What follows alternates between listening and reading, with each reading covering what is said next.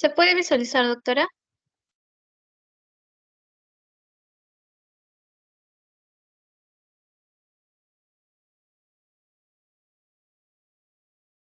Doctora, su micro está apagado.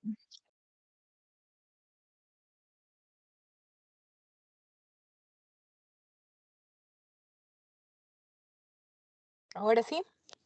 Sí, ¿se puede ver mi pantalla? Sí, sí se ve la pantalla. Mis compañeros Ya, también sí pueden observarlo. ya, Bueno, doctora. chicos, el día de hoy vamos a hacer la clase de Mycobacterium leprae, ¿ya? La enfermedad que produce el Mycobacterium leprae es la lepromatosis, ¿ya? Que es una enfermedad granulomatosa crónica, ¿ya? Y que es sistémica, ¿ya? Y que es causado por el Mycobacterium leprae o también conocido como el bacilo de Hansen, ¿ya? Esta enfermedad se transmite de persona a persona, tiene un periodo muy largo de incubación, puede durar entre 2 a 7 años aproximadamente, ¿ya? Y de esta enfermedad se ha hablado mucho, mucho, mucho, sobre todo desde los tiempos bíblicos del Antiguo Testamento. Sabemos que la lepra era denominada como un castigo de Dios. Cualquier persona que tenía esta enfermedad, ¿no? Que es discapacitante, ustedes como ven en esa imagen, deformante, la consideraban como un castigo de Dios, según el Antiguo Testamento. Y sabemos también históricamente que en la India fue donde se aislaron los primeros casos de lepra, ¿no? Mucho antes de Cristo. Entonces, vamos a comenzar con la parte microbiológica, ¿no? Para hablar sobre la etiología.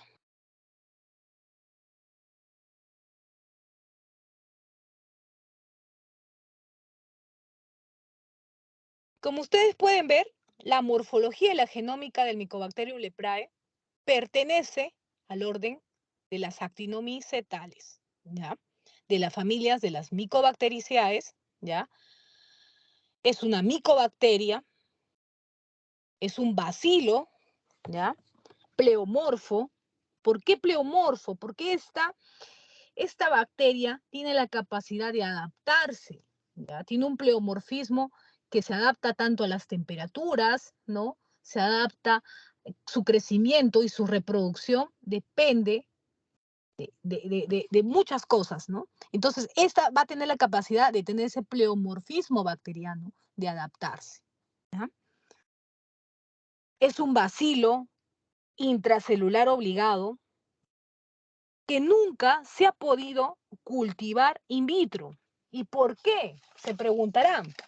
Debido que esta bacteria no puede fabricar por sí misma, ¿ya? Sus proteínas para sobrevivir. Necesitan de un tejido, ¿ya? No pueden reproducirse si no están dentro de una célula nerviosa. Entonces, la vamos a definir como un bacilo intracelular obligatorio que no se puede cultivar, que es pleomorfo, que es adaptable sus condiciones de vida y de reproducción, ¿ya? Y que es un ácido alcohol resistente. ¿Qué quiere decir que es un bacilo ácido alcohol resistente? A ver, Fiorella, ¿estás ahí?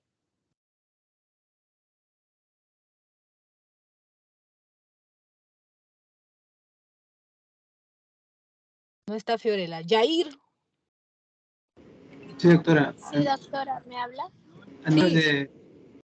A ver, cualquiera de los dos. ¿Por qué se le dice que es un bacilo ácido alcohol resistente? Al momento de decolorarlos, como son resistentes y se decoloran con alcohol, pues ese ¿Ya? proceso no se puede dar.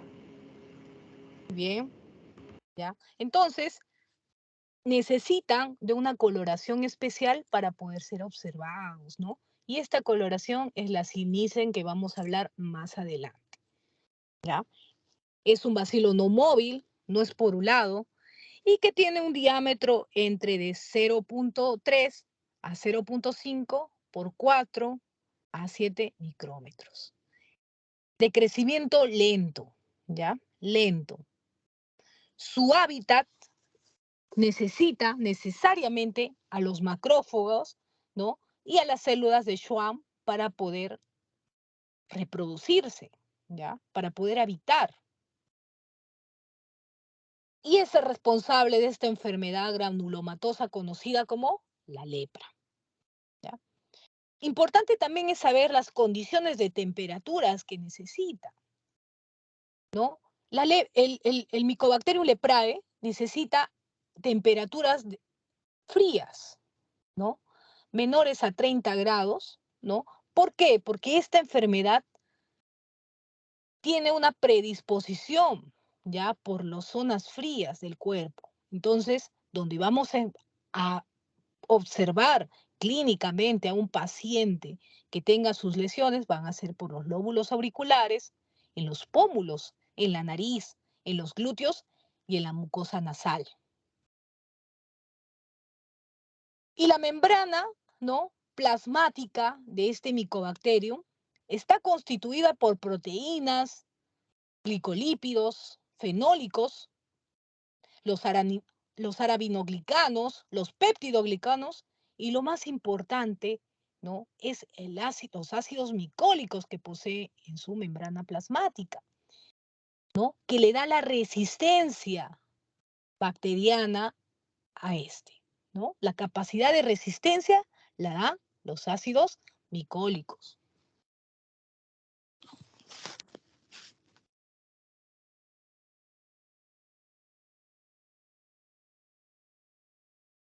Entonces, los factores de virulencia del Mycobacterium leprae, ¿no? Vamos a clasificarlas por su importancia inmunológica, ¿ya? Vamos a tener que no todos los pacientes que estén expuestos a lepra, casi el 95% de la población ha estado susceptible, ¿no? O ha estado expuesto al Mycobacterium leprae, pero no ha desarrollado enfermedad. ¿Por qué?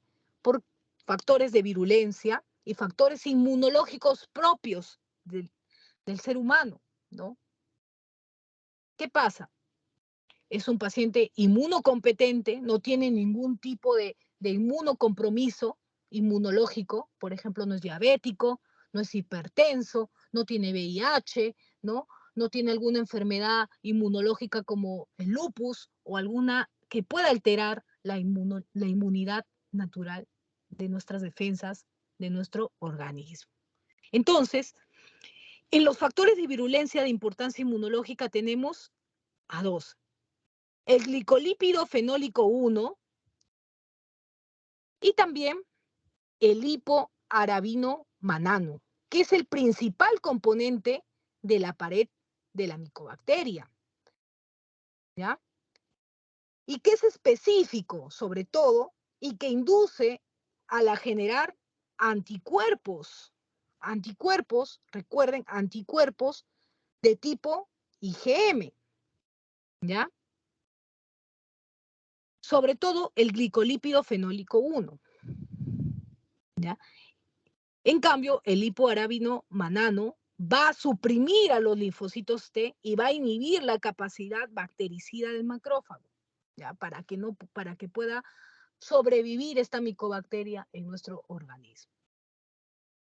El glicolípido fenólico 1 también favorece la entrada a los nervios de la lámina basal de las células de Schwann, ¿ya? Ese es otro factor de virulencia, ¿ya? Y tenemos que tener en cuenta que en base a todo esto se va a realizar los diagnósticos de laboratorio. Siguiente.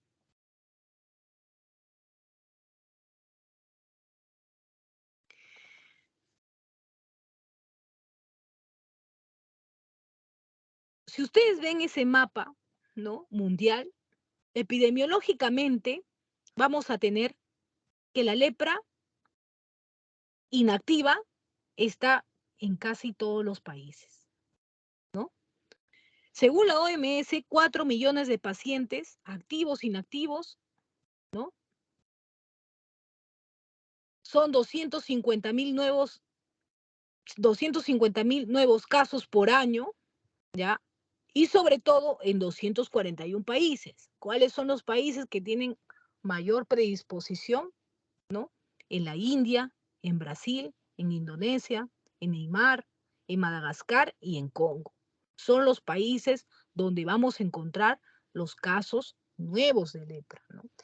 En Perú, desde el 2008, no tenemos casos nuevos de lepra que hayan sido identificados. Pero sí tenemos bastantes pacientes que están inactivos la enfermedad, no han desarrollado enfermedad por algo propio del organismo de defensa o por un sistema genético que es el HLA, que no permite que nosotros expresemos la enfermedad, no hagamos sintomatología. Siguiente, por favor. Entonces, desde el 2000 a 2018 hemos encontrado casos de lepra reportados, sobre todo en la selva, ¿ya? Ucayali, en Loreto, 36 casos en el 2000, ¿no? Y luego vemos que en el 2002 de nuevo hubo 35 casos, 2003 34 y luego ha ido bajando, ¿no? En Amazonas, Huánuco y San Martín también ha habido algunos casos, ¿no? Pero en las provincias con mayor predisposición son Loreto, Ucayali, ¿no? Y parte del Amazonas también. Entonces, tener en cuenta que también está en relación con un animalito, ¿no? Que vive en esa zona, que es el armadillo, ¿ya? Que es un reservorio del Mycobacterium leprae, ¿ya? Entonces, tengamos en cuenta que como ese armadillo está en esas zonas, hay mayor predisposición, ¿no? De que pueda haber los casos de lepra que se reportan en el Perú. Entonces, la palabra lepra, también conocida como el mal de Hansen, viene del griego antiguo, que es lepra, que es escama, ¿no? Y del verbo pelar. Como ya mencioné antes, los primeros los reportes sobre esta enfermedad fueron 500 años antes de Cristo y el primer lugar donde pudieron diagnosticar, ¿no? O identificar a este bacilo es en la India. Bueno, en Egipto también se han encontrado en unas momias, pues, o cadáveres que han encontrado estigmas óseos de pacientes que hayan tenido lepra. ¿Y cómo es que lo han identificado? Por la deformación que produce esta enfermedad, ¿no? Y cuando han envuelto a sus momias, han podido identificar que han tenido estos estigmas de la lepra en estos habitantes, pues, de Egipto, ¿no? Casos en América con el descubrimiento y la colonización, ¿no? Y sobre todo la posterior expansión por el tráfico de esclavos africanos, comenzó en las Antillas, después se vino a América Central del Sur y en Norteamérica, ¿no? Y se dice el bacilo de Hansen porque fue Gerard Hansen en Noruega en 1873 quien descubrió este bacilo. Siguiente, por favor. Entre los mecanismos de transmisión de la lepra, hay factores de riesgo que tenemos que identificar en nuestros pacientes con sospecha de la enfermedad del Mycobacterium leprae, ¿ya? Es aceptado que cerca del 90% de la población es resistente natural al bacilo de Hansen. Es decir, el individuo se puede infectar, pero no va a llegar a ser la enfermedad, ¿no?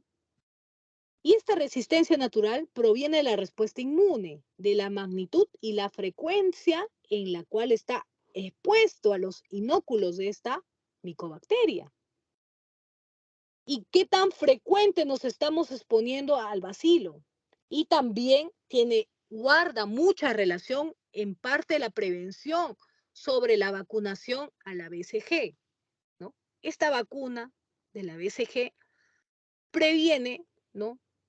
O disminuye los casos de tuberculosis extrapulmonares, en este caso al Mycobacterium leprae, ¿no? Tiene una reacción cruzada, ¿no?, de defensa para esta enfermedad. Entonces, si estás vacunado contra el BCG, hay menos incidencia de que puedas tener lepra o contraer lepra. Y también la susceptibilidad que se va a encontrar en los pacientes está ligada genéticamente, ¿ya?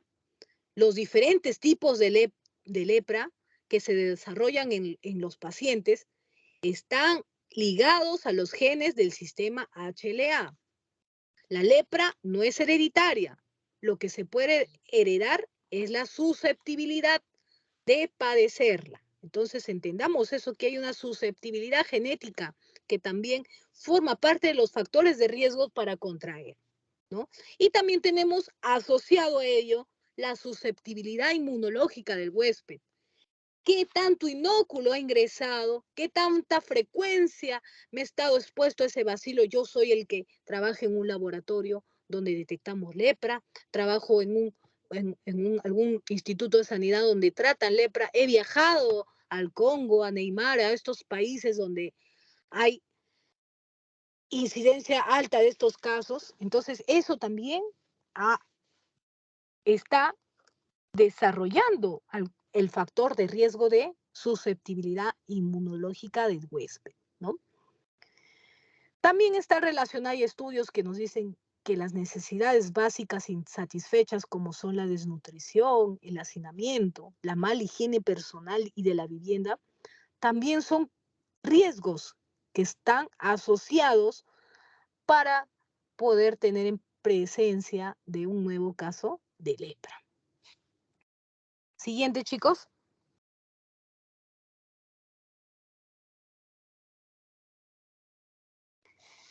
¿Cuál es el mecanismo de transmisión? ¿No? Primero, tenemos que el bacilo va a penetrar por la mucosa nasal o por algún tipo de lesión cutánea. Como sabemos, nuestra primera defensa, ¿no?, es nuestra piel para cualquier infección bacteriana, ¿no? La piel tiene una microbiota que nos va a defender y va a pelear contra cualquier virus o bacteria que quiera atacarnos, ¿no? Primero por los alimentos, ¿no?, que van a compartir. Pero si tenemos alguna lesión, una herida, ¿no?, hay mayor susceptibilidad y el bacilo va a penetrar por la mucosa nasal o por las abrasiones cutáneas. Y al ingresar de esa manera, va a incubarse entre 3 a 20 años.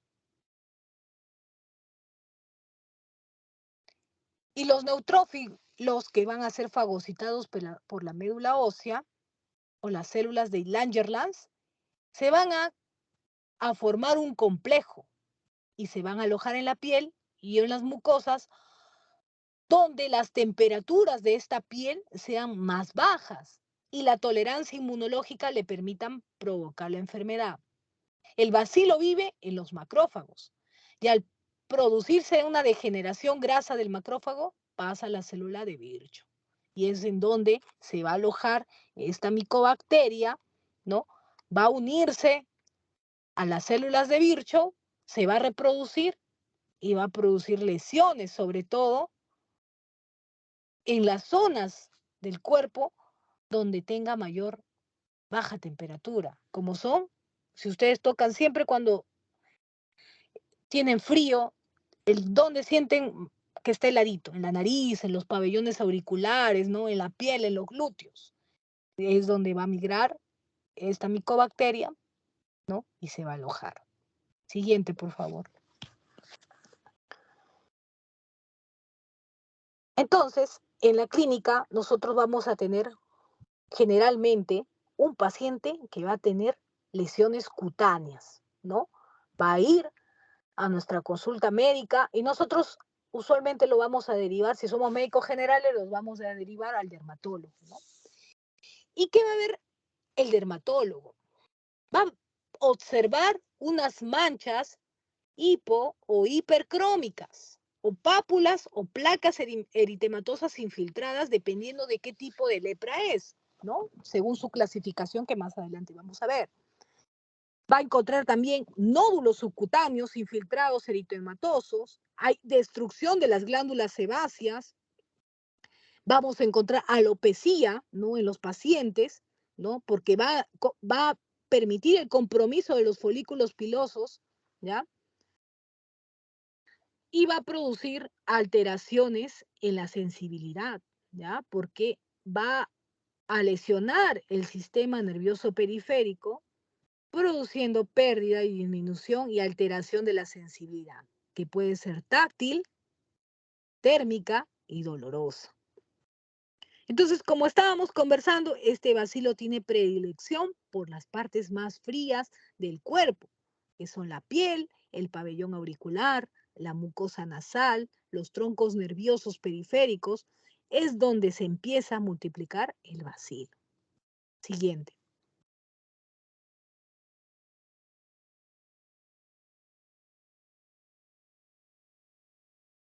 Dentro de la protección específica que vamos a tener, ¿ya? Ahí les he puesto una información sobre los genes, ¿ya? Del Mycobacterium leprae, que aproximadamente 1440 son los mismos genes que tiene el Mycobacterium tuberculosis.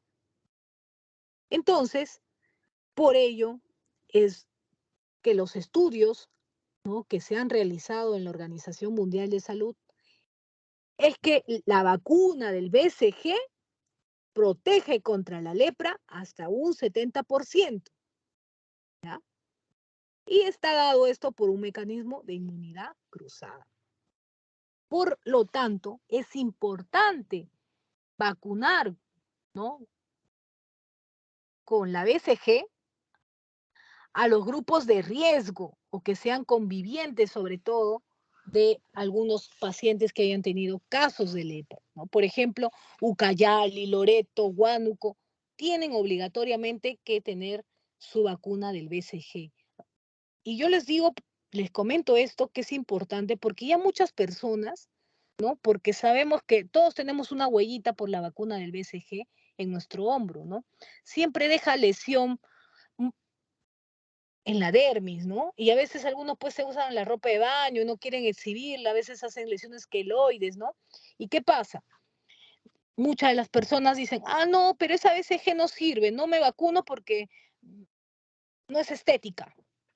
Y hasta hijos de médicos ha pasado, ¿no?, que no han vacunado contra la BCG y en un futuro han hecho tuberculosis, pero secundarias, ¿no? Tuberculosis cerebral, ¿no? Han hecho tuberculosis gástricas, tuberculosis urinarias, ¿no?, en estos pacientes, ¿no? Entonces, por lo cual, chicos, hay que seguir incentivando a las madres que la vacuna del BCG es necesaria. Sí, sí cubre.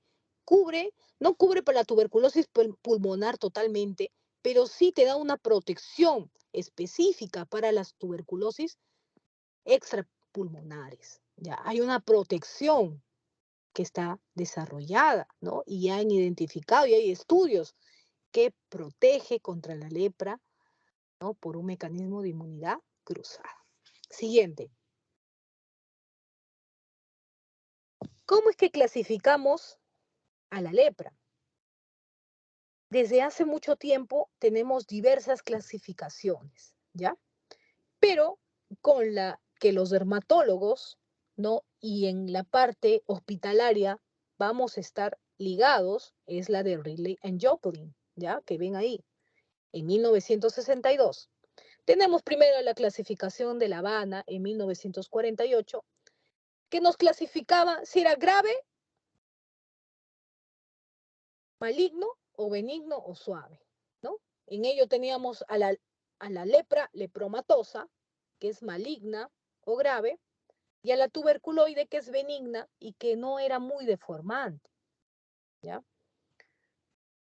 Luego tenemos en 1953, ¿no?, a Beccelli y Rothberg, quien nos clasifica a la lepra como tuberculoide, lepromatosa, indeterminada o dimorfa. Luego de ello, se estudió muy bien a la lepra y se hicieron biopsias, ¿no?, de esta enfermedad a los pacientes que tenían estas lesiones y se hace la clasificación de Ridley en Joplin, ¿ya?, que la clasifica en tuberculoide, en borderline tuberculoide, borderline lepromatosa y lepromatosa, ¿no? Y luego también tenemos la clasificación operacional de la OMS, que tiene un objetivo de clasificarla por el tipo o las lesiones que hay, ¿no?, cutáneas, y si es paucibacilar o multibacilar, ¿no?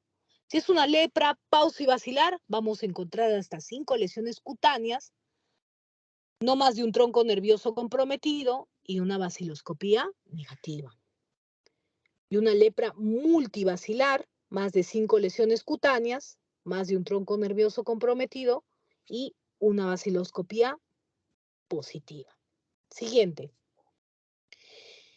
Entonces, ahí tenemos las diferentes clasificaciones, ¿no? Tenemos la lepra indeterminada, que podemos observar en un paciente con lesiones en placa, ¿no?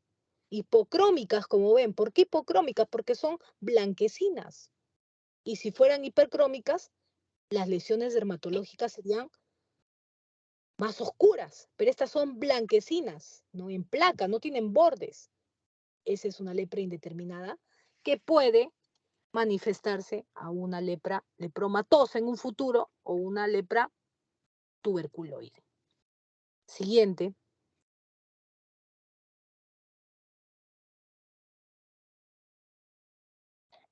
Luego tenemos la lepra tuberculoide, ¿ya?, que se manifiesta, como ustedes ven, como placas únicas, ¿ya?, hipocrómicas o también, como ven en el tronco de ese paciente, ¿no?, eritematosas hipocromáticas, ¿ya?, que son bien delimitadas las lesiones, ¿no?, con bordes elevados, con tendencia a la configuración anular, ¿ya?, y que están relacionadas a la propagación, sobre todo, del bacilo, ¿ya?, y que tiene bastante aclaramiento esas lesiones. Entonces, esa es una lepra tuberculoide, ¿ya? ¿Y qué características tiene esta lepra tuberculoide? La localización donde generalmente se va a presentar, que es en los glúteos, en las caras, ya en las caras anteriores de las extremidades, sobre todo, ¿no? Por ejemplo, en las extremidades como son superiores, inferiores, ¿no?, en los brazos, en la espalda y en la cara. Luego tenemos la lepra borderline o tuberculosis.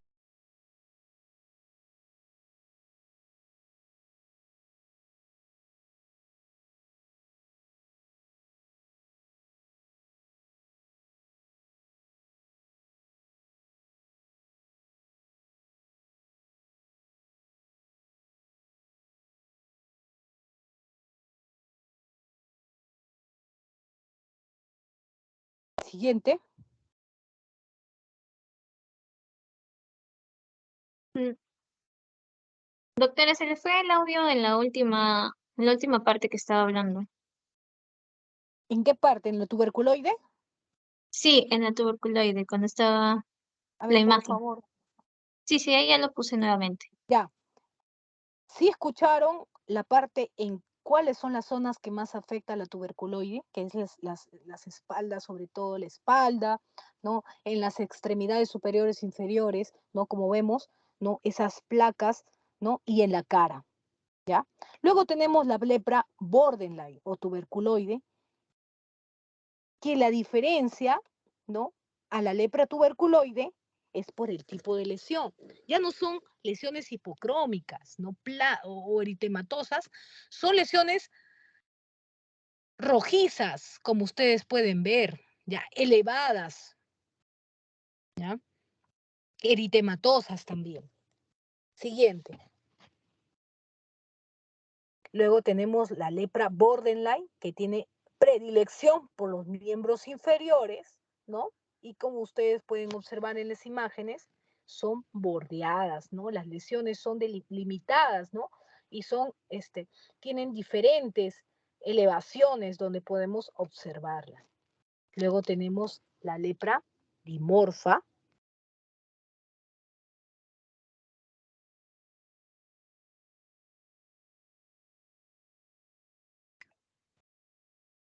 La lepra lepromatosa, ¿no? Como ustedes pueden observar en la imagen, ¿no? Que la lepra lepromatosa es muy deformante. Miren el lóbulo, la oreja de ese joven, ¿no? Cómo es que ha deformado totalmente. Es incapacitante y deformante. En cambio, la lepra dimorfa son placas, ¿no? Placas anulares con borde interno, definidos también, ¿no? Y que pueden presentarse lesiones también con severos daños en los nervios periféricos. Tengan en cuenta eso, ¿ya? Y la lepra lepromatosa, que es la más discapacitante y que estéticamente se ve mal. Entonces, así es como lo podemos clasificar clínicamente la lepra. Siguiente. ¿Y cuál es el diagnóstico que podemos hacer? Podemos realizar una extracción de la herida, ¿no? O un tejido, una biopsia, y hacer una coloración sin Nielsen. Y si le preguntamos a Irving, ¿cuál es el componente de la coloración sin Nielsen? ¿O cuáles son los colorantes que se usan en la coloración sin Nielsen? A ver, Irving, por favor. O alguien que quiera intervenir. Era, doctora, el azul de metileno en el fondo y la bacteria se coloreaba de fucsina, me parece. Muy bien. Lo primero es que utilizamos la fucsina fenicada, ¿no? Que va a permitir que a la hora de hacer la coloración, vamos a calentar ese colorante con la muestra, ¿ya? Y vamos a producir liberación de pequeños humos, ¿ya? Que va a evaporar parte del colorante y lo que va a permitir es que los ácidos micólicos, ¿no? De la pared de esta bacteria se abran y absorban el colorante. Y en ello, luego vamos a dejar de enfriar, va a cerrar los poros y se va a quedar atrapada esta fucsina fenicada. Luego de ello vamos a utilizar el alcohol ácido para decolorar. El sobrante del colorante que es la fucsina fenicada. Y luego de ello, para poder observar, vamos a utilizar un colorante que es de contraste, que es el azul, el metileno, como su compañero acaba de hablar. Entonces, importante es ver la baciloscopía, donde vamos a observar los bacilos cortos, ¿no? En este caso, ¿no? Que van a ser diferentes a los bacilos que vamos a observar del complejo Mycobacterium, ¿no? Que el complejo Mycobacterium son responsables de la enfermedad tuberculosa, ¿no? De la tuberculosis pulmonar, ¿no? Que puede ser Caprini, ¿no? El Mycobacterium tuberculosis. ¿Qué más? A ver, ¿cuáles son los responsables o los bacilos que forman el complejo Mycobacterium? Es el tuberculosis, el bovis, el africanum y el microti, ¿no? Esos son los 4 bacilos que son responsables de la enfermedad de la tuberculosis. Pero en este caso, esos bacilos se observan que son bacilos un poquito más largos, curviados, a diferencia de los bacilos de la lepra, ¿no? Del Mycobacterium leprae, que son un poco más cortos, ¿no? Y lo vamos a observar de esa manera, como ustedes ven, ¿no? No son tan curvos, ¿no? Y es donde en la biopsia que se ha tomado del paciente o se ha hecho la baciloscopía de la herida o la secreción que vamos a encontrar en nuestro paciente, se realiza la coloración de Zinc-Nielsen y encontramos estos bacilos. Siguiente. Ahí les puse un poco sobre cómo es que debemos tomar las muestras ya en los pacientes con lepra, ¿no? Lo ideal es muestras de moco o linfa del paciente para poder demostrar el bacilo de Hansen. De esta manera vamos a ver si es que el paciente es paucibacilar, es decir, cuando el índice bacilar o encontramos en la microscopía el número de bacilos es igual a 0 o es negativa. Y si es multibacilar, cuando el índice bacilar es mayor de 0 y por lo tanto determinará el tratamiento que va a recibir. Si tenemos clínicamente un paciente con deformaciones, como hemos visto con la lepra lepromatosa, ¿no? Sugestivas, lesiones dermatológicas sugestivas a la lepra y una baciloscopía negativa, es decir, la coloración sin Nielsen, no encontramos ni un bacilo, no podemos descartar el diagnóstico de lepra. En este caso tenemos que realizar una biopsia de piel y una coloración correspondiente para poder observar e identificar.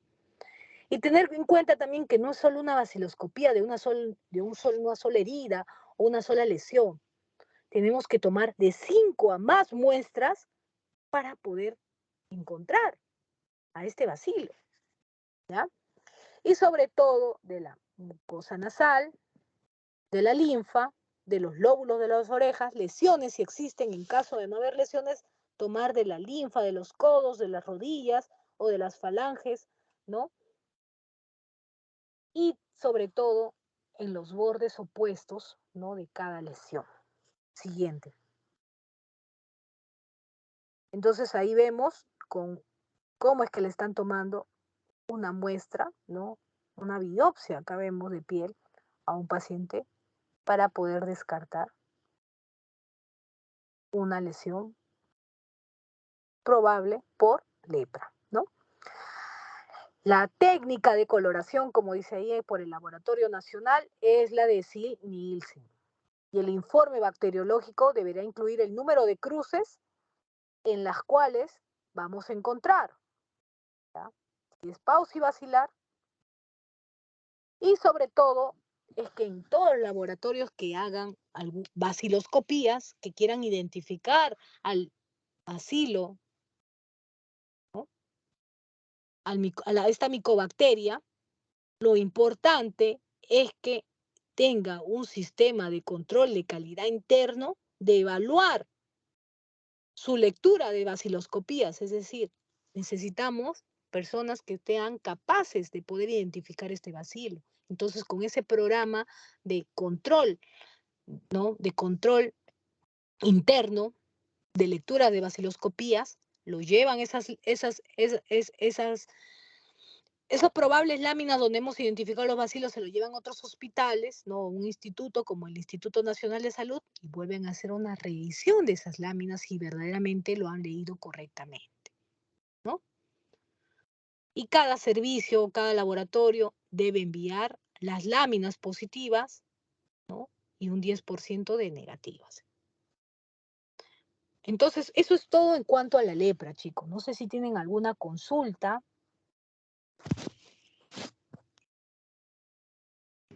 Doctora, tengo una consulta con respecto a la vacuna BCG. ¿Por qué algunos países no vacunan? Lo que pasa es que algunos países no vacunan contra la BCG, puesto que no tienen mucha incidencia, ¿ya? O riesgo elevado de tener tuberculosis. ¿En qué países está dirigido esta vacunación? En los países pobres, pues, ¿no? Dentro de ellos es Perú también, ¿no? En los países latinoamericanos, ¿no? En los países africanos, con riesgo elevado, ¿no? O que tienen incidencia elevada de tuberculosis, es por ello que es obligatorio la BCG.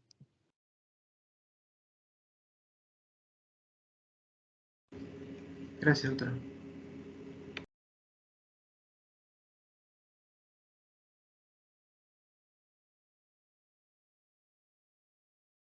Y bueno, y tengan en cuenta pues que esta vacuna es antiguísima, pues, ¿no? Por decirlo así, ¿no? Es antiquísima esta vacuna, tiene más de 100 años, ¿no? De haberse producido y se ha visto que no tiene efectos adversos más que estéticamente que produzca un granuloma en la piel, ¿no? En ello, después, no tiene otros efectos adversos. Entonces, por eso, en el Perú o en los países latinoamericanos, es prácticamente obligatorio que tengamos esa vacuna, que sea aplicada, ¿no? Puesto que nuestro país es un país con incidencia alta de tuberculosis. ¿Alguna otra pregunta, chicos?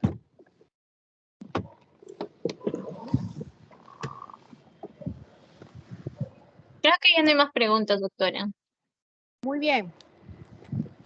Entonces, esa es nuestra clase de lepra. No sé si tienen alguna otra o algo que me quieran compartir o una pregunta sobre el examen, ¿no? Ya estamos conversando con su delegada para ver cómo es que vamos a desarrollar el examen práctico. ¿Está bien? Ya vamos a pasar a la siguiente unidad también para tener todos los materiales necesarios para ello. Doctora, con respecto al examen práctico, me mencionó que va a ser 20 preguntas. Sí, van a ser 20 preguntas, ya que se va a desarrollar en el laboratorio. Entre ellas van a haber microscopios, preguntas teóricas que hemos hablado en las prácticas, ¿no? Todos sus profesores han conversado con ustedes, que van a desarrollarse, ¿no? Y para ello, como ustedes no han desarrollado ningún tipo de práctica de laboratorio, un examen de laboratorio, vamos a tener que hacer un simulacro, ¿ya? Para que no se confunda. Entonces, Doctora, vamos ¿el mismo día del examen o un día tenemos que hacerlo días antes, pues el simulacro de cómo es que va a pasar, cuántos grupos van a pasar, cómo es que es la rotación después de cada examen, cambio de microscopio y todo eso. Entonces, eso vamos a tener que ver un día, ustedes que dispongan por lo menos 3 horas esenciales, ¿ya?